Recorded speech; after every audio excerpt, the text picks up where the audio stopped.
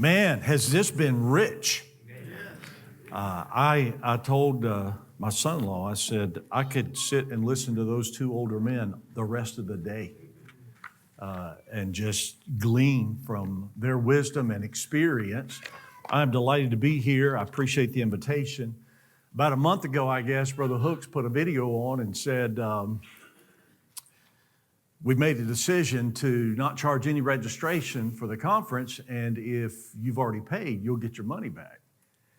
And I texted him and I said, if you'd have gotten a real guest speaker, you wouldn't have to cut your rate in order to get a crowd. I've been waiting for the deal where if you'll come, we'll give you $100 to come, but this is a good crowd. I'm delighted to be here. I love the ministry. If I get to the end of this life and God says, I'm going to give you another life, I want to do this again. Hopefully I'll be a little bit smarter. But if I got to do it all again, this is what I would want to do. And it's not always easy. We'll talk about that. There can be challenges, obviously. But, man, what a privilege to serve the Lord. Thank you, Brother Paulie and Pastor Hooks and so many dear friends. Is there a couple of guys could help me make sure everyone gets one of these? I should have done this ahead of time. Some of them are in color. That was before the financial secretary found out I was doing that. And the other half are black and white. So that's the reason. No, two different ladies. One lady made me some, and she put them in color, and the other one didn't, and that's all good. How many senior pastors? I know it's been asked a few times. How many of you through your journey have thought, man, why didn't somebody tell me this? Right? How many of you thought about 5 years ago, did I cut church ed the day they talked about pastoring in a global pandemic? How did I miss that? And so I put a title on this, Why Didn't Someone Tell Me? The reason I'm giving you the sheet is we probably won't get through. And that way you'll have it. It's not all original. But there's so many things that you learn along the way, right? And I'm still learning. I'm blessed. I started pastoring when I was 28. Dr. Hudson was the first guest speaker that we had. We had Curtis Hudson, we had Lee Robertson, we had Jack Hiles, we had Tom Malone. I brought all these guys in because I knew I was an idiot and I needed to learn. Now it's getting harder to find people older than I am. But I just want to share, these are just random thoughts that hopefully somewhere something will be said that will be an encouragement to you. That's the only motivation. I wouldn't try to speak on friendship. Everything I've ever heard about friendship has been taught in the last 2 days. But number one, some of you may get this, some of you won't. I've learned this. It actually will not be better next week.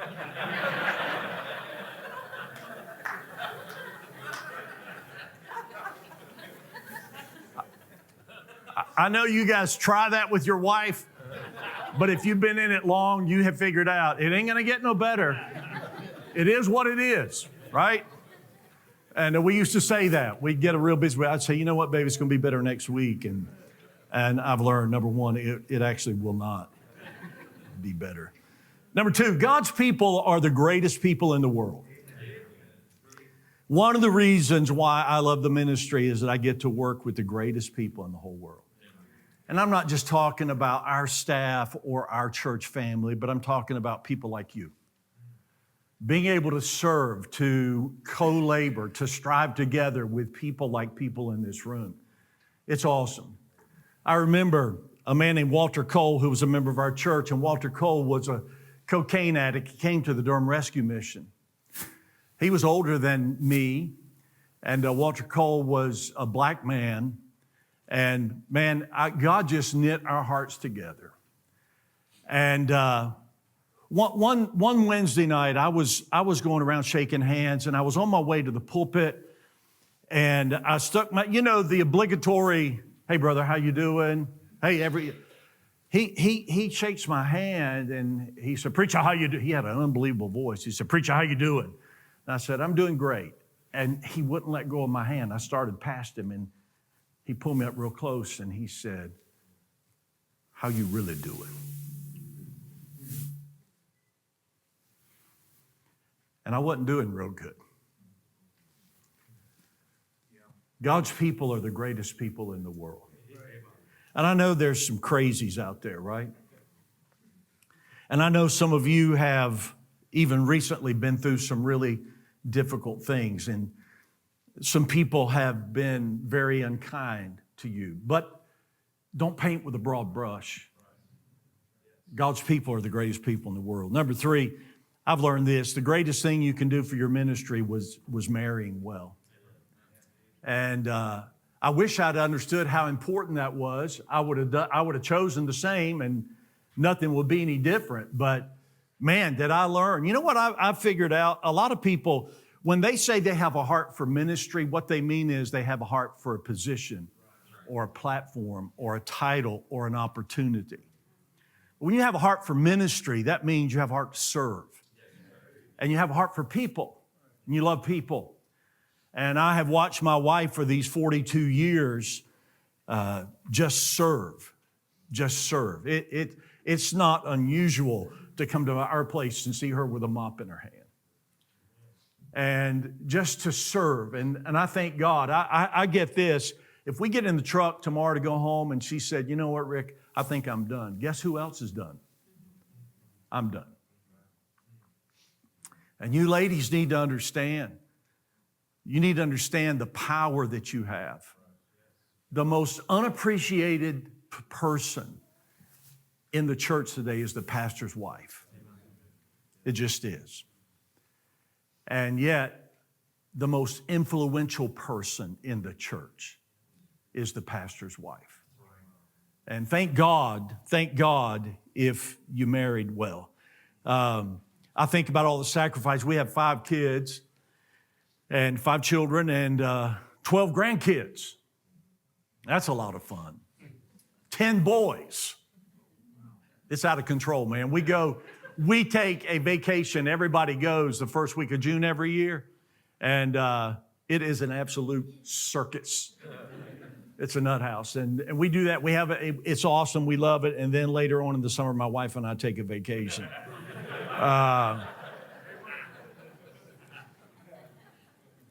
I'm so thankful my wife has raised my ceiling rather than lowering it. And ladies, please understand the ministry isn't your husband's mistress, it's his mission. And try to resist the urge to be jealous. And I know that's hard sometimes. Sunday night before service, I got a call from a young married lady in our church. And she had found out that afternoon her husband had been unfaithful. And she said, I don't know who else to see except you, Pastor. And I told my wife, I said, it's going to be a little bit. I've got a meeting. She never asked who, never asked what. She just waited. And I thank God for that. My wife's not a coffee drinker. But she likes Starbucks. She's been so good to me, I take her to Starbucks anytime she wants to go. I hate Starbucks.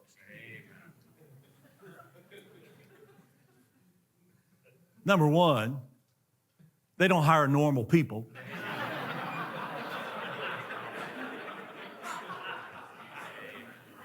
Right? I get so frustrated. But I go. You know why? Because she holds the key to my ministry. That's why I go. Number 4, I've only stayed because our people are so gracious. We have been on staff there for 42 years, and I've been privileged to be the pastor for 37 of those years. And I would highly recommend, if the Lord will let you do that, do that. And I know God doesn't do that for everyone. I get that.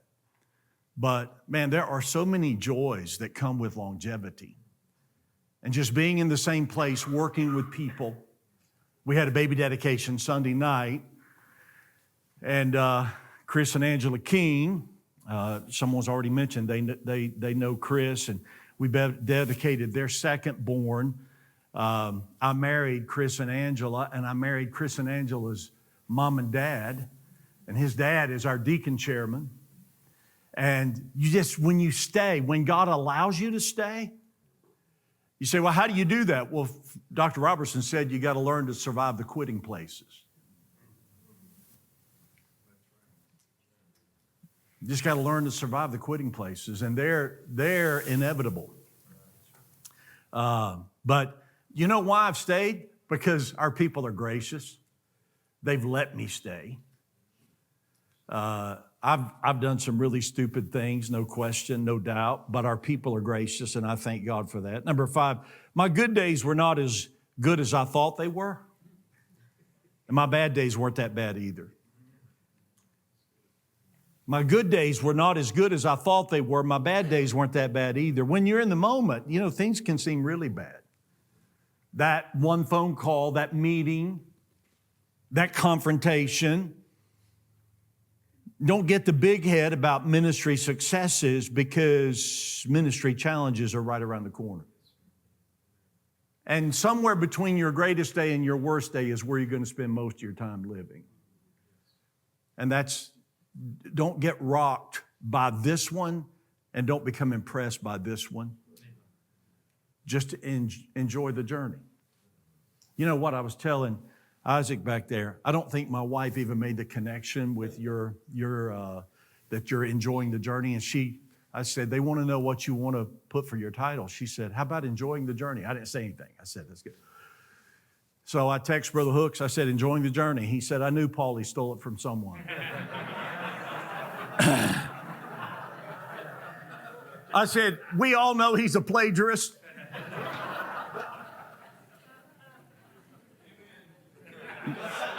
Number 6. I have no idea who will make it and who won't. Therefore, it's imperative that I pour into everyone. I have no idea who will make it and who won't. And you know what I've learned in these years of ministry? I'll probably be surprised by some who make it and some who don't.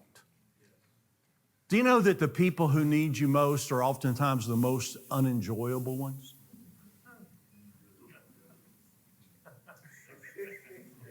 Right?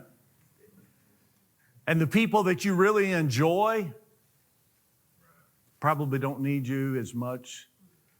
You've heard the illustration about the holy huddles. Every Sunday afternoon, Sunday night, Wednesday night, church breaks up. Little holy huddles gather all over the auditorium.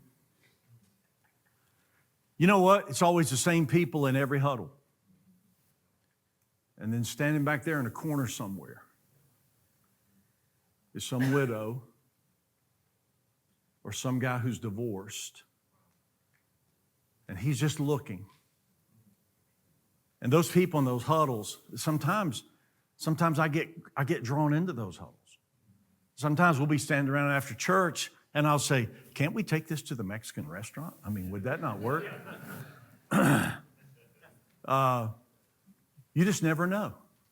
I was telling my son-in-law, Caleb, Pastor Steve Frost from Louisville was with us a couple weeks ago, and he and I went to get some breakfast, and we were sitting just a little hole-in-the-wall place there near us, and this guy came over. I had a shirt on, a polo on with our school logo, and we're the Eagles. When we started the school, I didn't know all Christian schools are Eagles. No one told me. And so we're the Eagles. And this guy comes up, and he's got long hair, and he's got tattoos all the way around. He's got a tattoo sleeve. And he said, what's that on your shirt? And I said, well, it's our Christian school logo. And I began to talk with him and handed him a tract. And the guy pulls a chair from the other table and pulls it to the end of our table. So I'm sitting here, Pastor Frost is sitting here, and Dennis is sitting here. And I began to, it was almost like, sir, what must I do to be saved? And I got to share the gospel with him, and he trusted Christ. And I said, Dennis, I'd love for you to be my guest this Sunday. He said, well, I'd like that. And I said, can I come pick you up? He said, yeah, that'd be fine. That'd be good. I said, I'll come see you on Saturday. And Saturday morning at 9 o'clock, he texted me to make sure I didn't forget him. And last Sunday, he came for the first time. He said, these are the nicest people I've ever met in my life.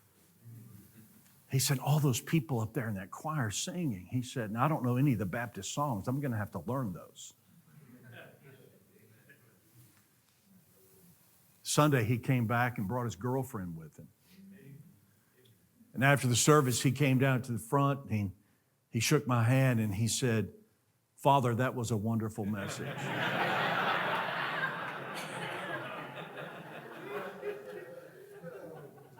Which I said, thank you, Dennis, praise the Lord. And then he said, Father, can I have a hug? And I said, of course you can. And I gave him a hug, and he said, thank you, Father. I said, bless you, my child.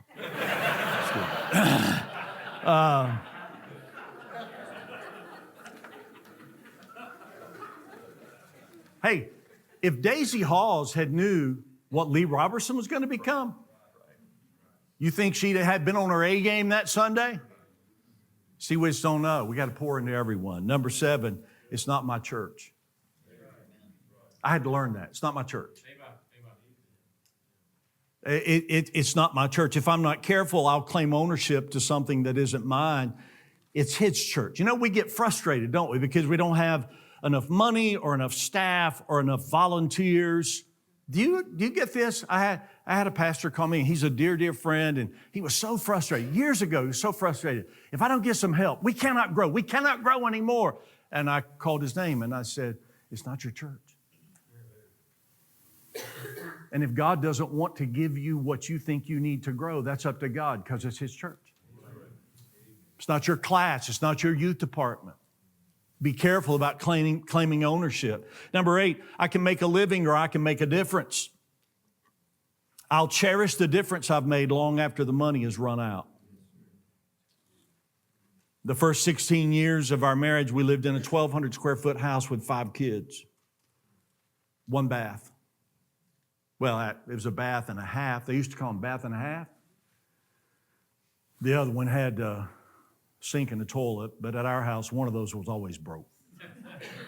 So I would say we had a bath and a quarter.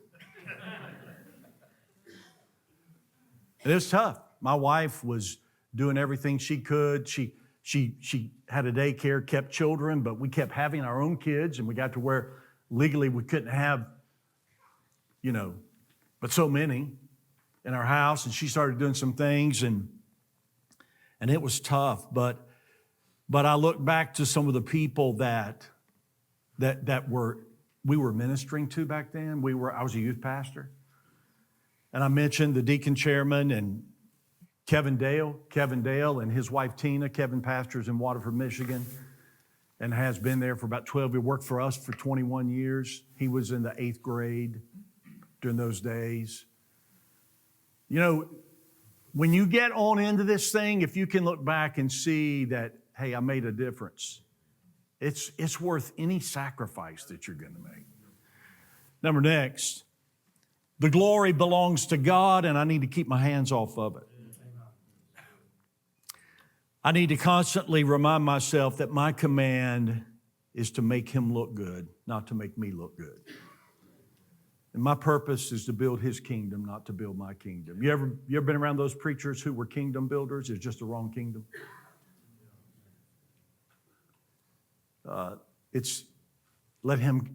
Be sure he gets the glory for everything. This has already been mentioned. Number 10, live amongst the people. A shepherd should smell like sheep. God deliver us all from the big preacher syndrome. Right? My people don't need a superior, they need a shepherd. And we just need to live amongst the people. Number 11, I need to stay in my yard. I need to stay in my yard. When I was a little kid, We spent a lot of time at my grandma's house. We lived out in the country. My mom worked. My grandma kept us a lot, and she lived in a residential neighborhood. And back when your kids, you could actually send your kids out to play. And literally in the summertime, we would leave early in the morning and come back and eat supper, and then we'd go back and play and get into trouble until the street lights came on. But sometimes my mama would say, now today I want you to stay in our yard. And somehow we forgot that. Do you know that I only pastor one church? I only pastor one church.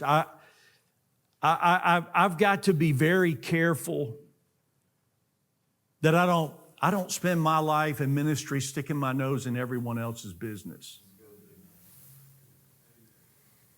450 Moldy Street, Durham, North Carolina. That's my yard. And I have a lot of responsibility there and so many privileges. But what you do in your church is none of my business. I just need to stay in my yard. Boy, if we could get, do you ever look at social media and you think, where do these guys get their time?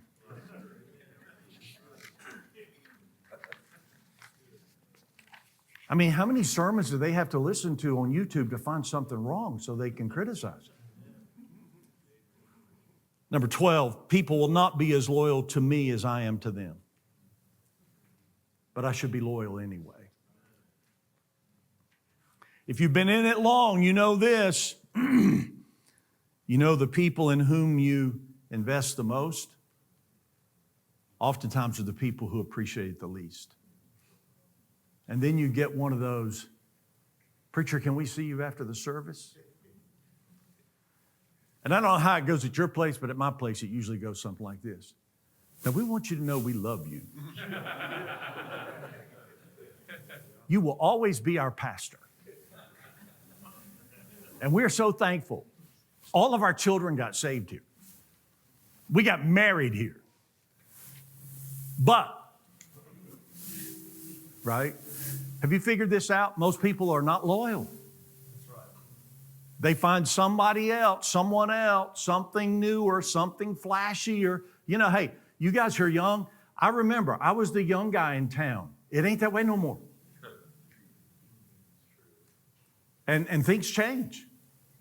But you know what? I need to be loyal anyway. I like you love your people. I love my people.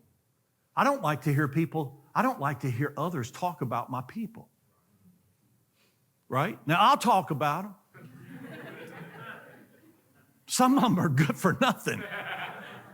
But I don't want to hear something. We had an evangelist come in once, and he preached in our Christian school chapel, and he came to my office, and he said to me, I was shocked, Brother Paulie. He said to me, that's the most spiritually apathetic group of young people I have ever been around in all my life. And you know what I'm thinking? You spent 30 minutes with them? And you figured that out? He has not been back. Right? So I need to be loyal. I need to be loyal to my people. Number 13, I need to just be me. Much of this has already been said. I need to just be me. I look like a fool if I try to be someone else. And if I could succeed, my people will lose the me that God intended them to have. You know what he said to Jeremiah? He said, before I formed you in your mother's womb, I knew you and ordained you to be a prophet to the nations. I believe that's what God did for me. I don't believe anyone could come in today and pastor. Now, after I'm gone, that's a different story. But today, because this is what God created me to do. So if I'm spending all my time trying to be like someone else, then I'm not the person God. It's that competitiveness that we've heard about. Then I'm not the person God created for the people that I pastor. Be real careful. Next. Seeking fulfillment in production is exhausting. Have any of you ever played that game? Maybe you're playing it now. I'll be honest, in the early years, I was obsessed with production. I had to compare today to last week and always had to compare today to last year, this same day, always trying to have just a little more. And to be really honest and totally transparent, sometimes I misuse people. And I've had to apologize to them publicly in our church. I would misuse our people so that I could go to some conference and get some type of public recognition. I was a messed up preacher.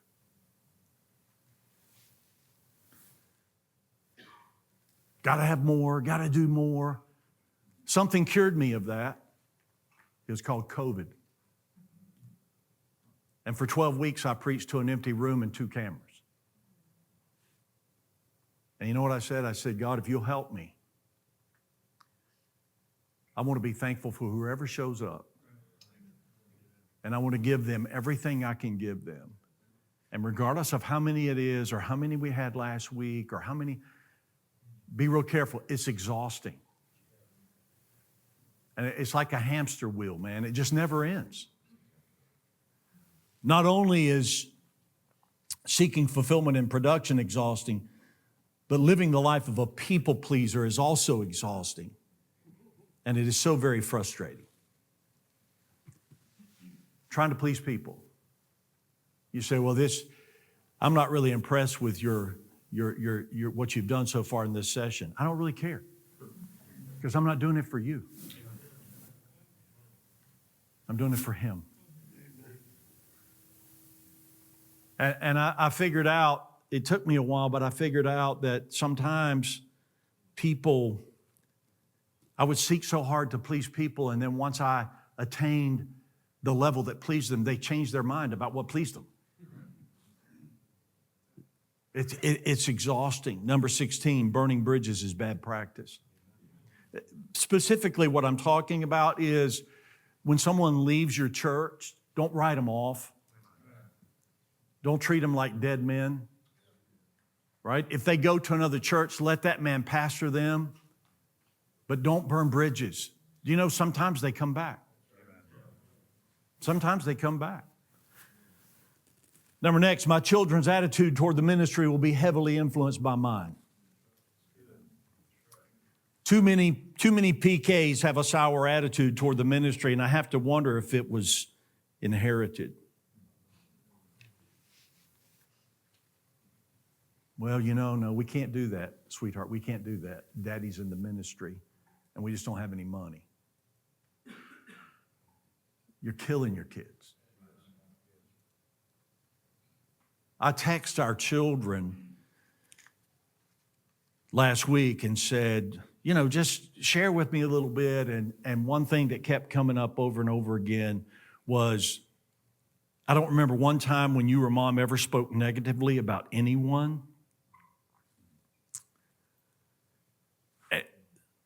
That was in front of them.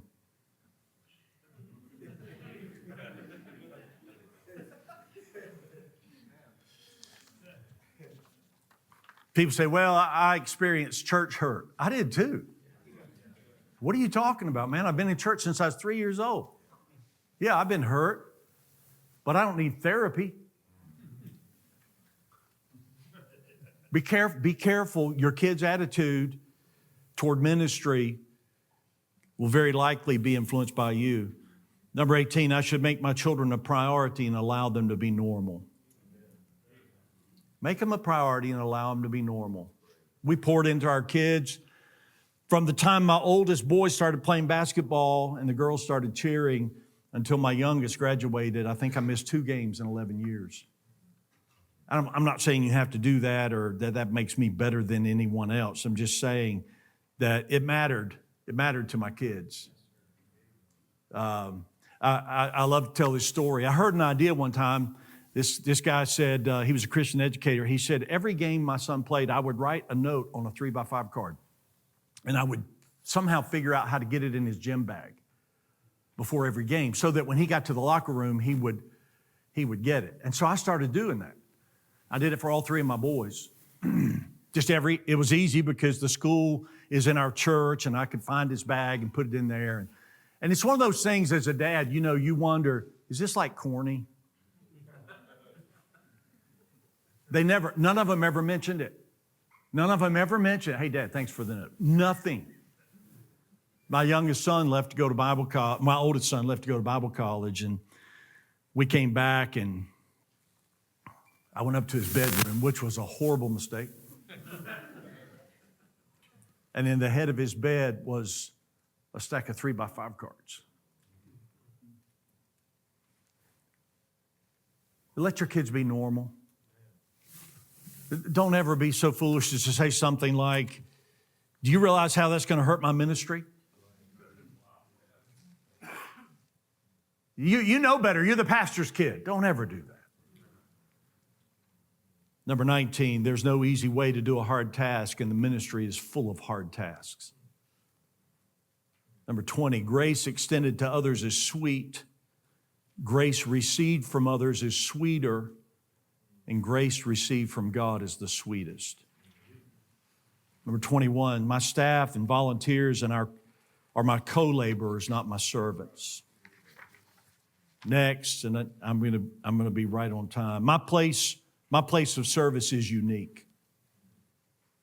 My place of service is unique. This ain't Durham, and Durham ain't Hickory. And if you're not careful, you'll come to a meeting like this and you'll feel like, well, I need to do that. Let me help you. Don't go home and buy a shopping center.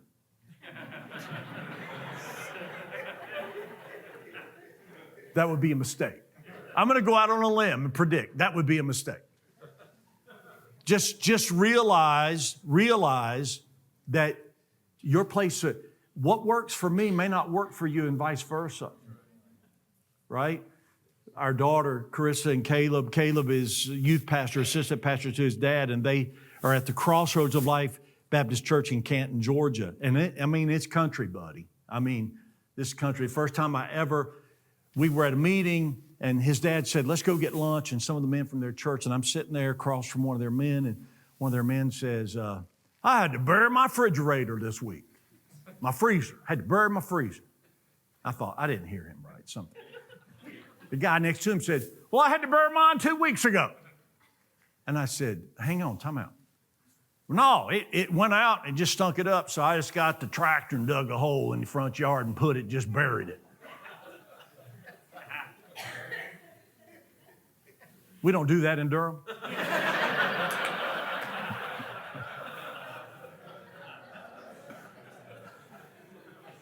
But I will tell you this, I get to go. I'll be at their church next week for a missions conference. And I tell you this, God is building a work in Canton, Georgia. And your place is unique. Comparison kills. Number 24, labels are unnecessary and can be deceptive. Are you a label reader? Do you go to the grocery store and read all the labels? Have you ever purchased something and based upon the label only to find out it was mislabeled? Can I tell you that early in my ministry, I was a label reader. And I spent most of my time with guys who had the same label I had.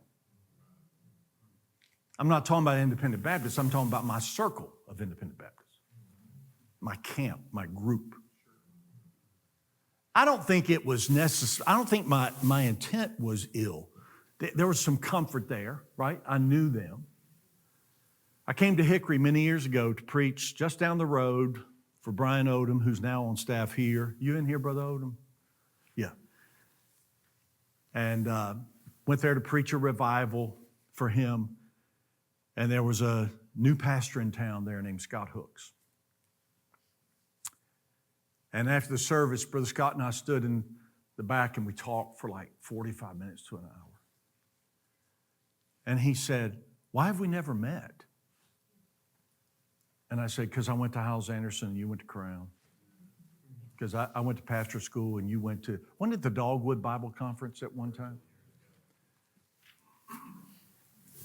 And Brother Hooks, I've never said this to you, but God used that to help me. Some of you're going to limit what God can do in your life because you allow yourself to be labeled. I went to Hyles Anderson. I love Brother Hyles. He was a tremendous influence in my life. But I hate it when people say, well, yeah, Finley, he's a Hiles guy.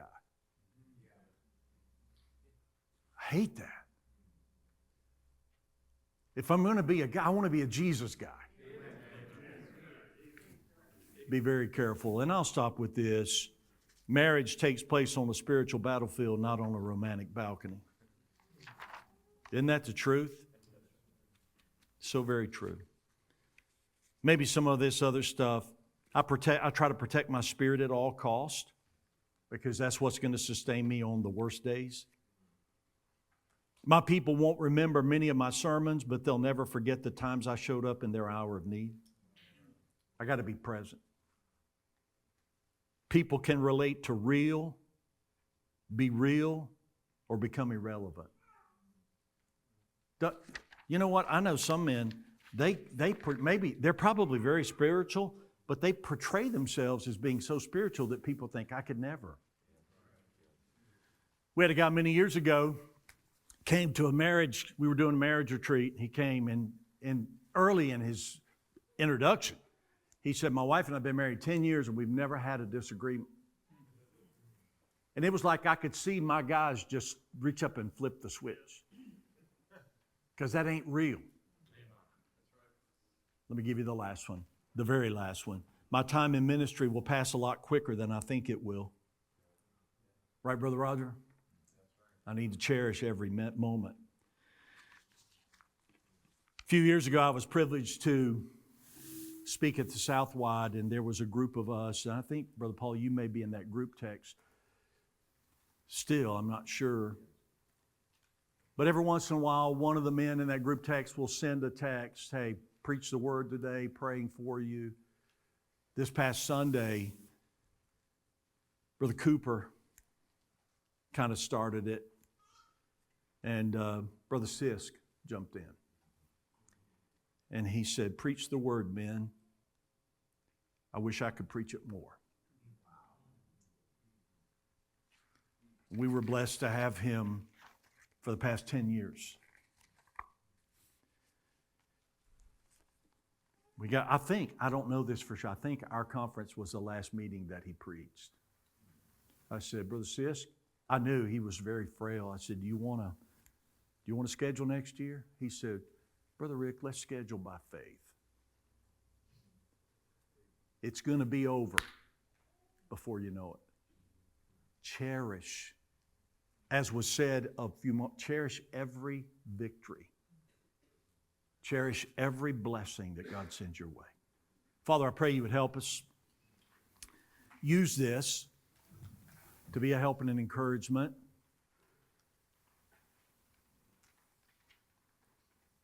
I'm not naive. I know there are people here who, man, they drug themselves in here. It's been tough. Would you encourage their hearts in these days? And Lord, help us to love you and help us to love your work and help us to love the fact that you allow us to have a part. Bless the remainder of the day, we pray in Jesus' name. Amen.